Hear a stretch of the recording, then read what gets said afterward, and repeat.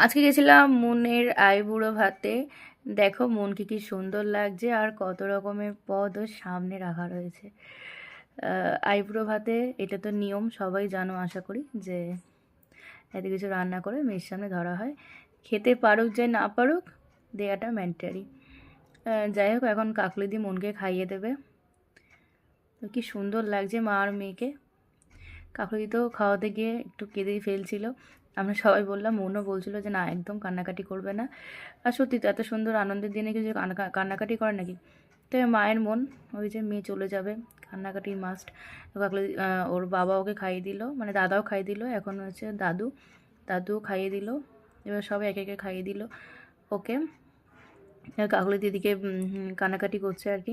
তখন সবাই বলছিলাম যে না না, কান্নাকাটি করো না, তুমি কান্নাকাটি করলে মনও কান্নাকাটি করবে, তখন মনের মেকআপ নষ্ট হয়ে যাবে, এই বলে আমরা কাকলি দিদিকে হাসা